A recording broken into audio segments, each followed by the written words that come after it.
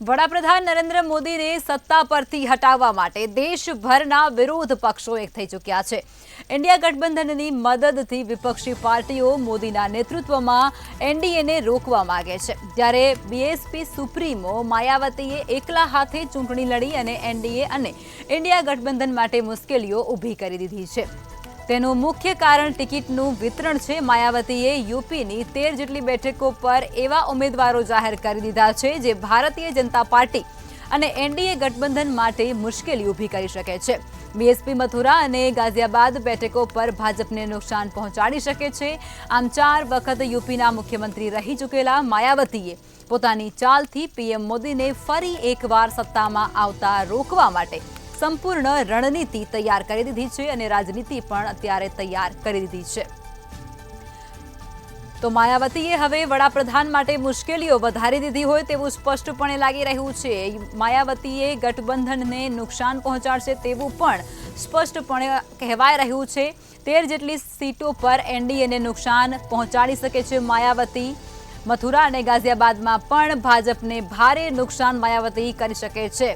તેનું મુખ્ય કારણ ઉમેદવારોની પસંદગી છે। ઉમેદવારો એવા પસંદ કરવામાં આવ્યા છે જે ભાજપને સીધી ટક્કર આપી શકશે અને ચૂંટણીમાં ભાજપની મુશ્કેલીઓ વધારી શકશે। તો આજ મુદ્દે વધુ વિગતો સાથે અમારા સંવાદદાતા અમર બખાઈ લાઈવમાં જોડાઈ ચૂક્યા છે। અમર, માયાવતી છે તે ભાજપને ટક્કર આપવા માટે અનેક રણનીતિ અને રાજનીતિ કરવા માટે અહીંયા મેદાનમાં ઉતરી ચૂક્યા છે। 13 જેટલી ટિકિટો એવી છે જ્યાં ભાજપને સીધી ટક્કર મળશે અને નુકસાન પણ થશે। શું છે માહિતી? હા, ચોક્કસ કે જે રીતે લોકસભાની ચૂંટણી નજીક આવી રહી છે અને વડાપ્રધાન અને ફરી છે તે સત્તા ઉપર ન આવવા માટે વિરોધ પક્ષ છે તે મહેનત કરી રહ્યું છે અને જે ઉમેદવારો છે તે ઉતારી રહ્યું છે, ત્યારે ઇન્ડિયા ગઠબંધન થયું તેમાં બીએસપી છે એકલા હાથે ચૂંટણી લડી રહ્યું છે। માયાવતીએ છે તે યુપીના જે 13 બેઠકો છે ત્યાં એવા ઉમેદવારો ઉતાર્યા છે જેને લઈને ઇન્ડિયા ગઠબંધન તો ઠીક, પરંતુ એનડીએ એટલે કે ભાજપને પણ ત્યાં ઝટકો લાગી શકે છે ને વડાપ્રધાનની મુશ્કેલીમાં વધારો કરી દેવામાં આવ્યો છે। વાત કરીએ આ 13 બેઠકોની, તો જેમાં બીએસપી ના સુપ્રીમો પ્રારંભિક યાદીમાં મુસ્લિમ ઉમેદવારોને મેદાને ઉતાર્યા છે અને ઇન્ડિયા ગઠબંધનને નુકસાન પહોંચાડવાનો પ્રયાસ છે તે કરવામાં આવી રહ્યો છે। જો ભાજપના દ્રષ્ટિકોણથી જોવામાં આવે તો જે બીએસપી છે તેમના દ્વારા 13 લોકસભા બેઠક પર તેના માટે મુશ્કેલી છે તે ઊભી કરી દીધી છે। મથુરા અને ગાઝિયાબાદ સીટની વાત કરીએ તો મથુરા અને ગાઝિયાબાદની અંદર પણ ઉમેદવારો ઉતારાયા છે।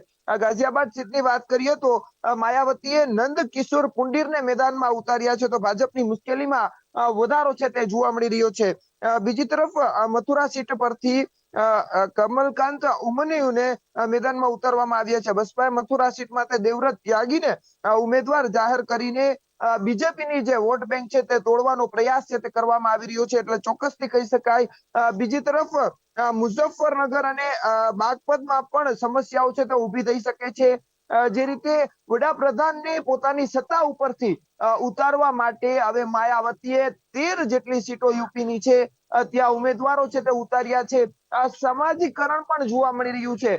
જ્યાં જે સમાજના વધુ મતદારો હોય છે તે જગ્યાએ પણ સમાજ લેવલે ઉમેદવારો છે તે ઉતારવામાં આવ્યા છે। મુઝફ્ફરનગર સીટ પર બસપાએ મુસ્લિમ ઉમેદવારને મેદાને ઉતારીને બીજેપી ઉમેદવાર સંજીવ બાલિયાનને સીધી ટક્કર છે તે આપી છે। તો બીજી તરફ જે બસપાએ દારાસિંહ પ્રજાપતિને પોતાના ઉમેદવાર તરીકે છે તે ઉતાર્યા છે અને બસપાએ પ્રવીણ બંસલને બાગપત સીટ માટે પોતાના ઉમેદવાર જાહેર કર્યા છે। પ્રવીણ બાનિયા સમુદાયમાંથી આવે છે અને બનિયા ભાજપનો હાર્ડકોર મતદાર છે, એટલે ચોક્કસથી કહી શકાય કે જે 13 જેટલી બેઠકો છે ત્યાં જે માયાવતીએ પોતાના 13 જેટલા ઉમેદવારો એવા જાહેર કર્યા છે કે જેને લઈને ઇન્ડિયા ગઠબંધનને તો મુશ્કેલી થઈ શકે છે, પરંતુ જે ભાજપને પણ ત્યાં મુશ્કેલી થઈ શકે તેવી સ્થિતિ હાલ જોવા મળી રહી છે। જી બિલકુલ, ચોક્કસ તમામ વિગતો આપી તે બદલ આભાર।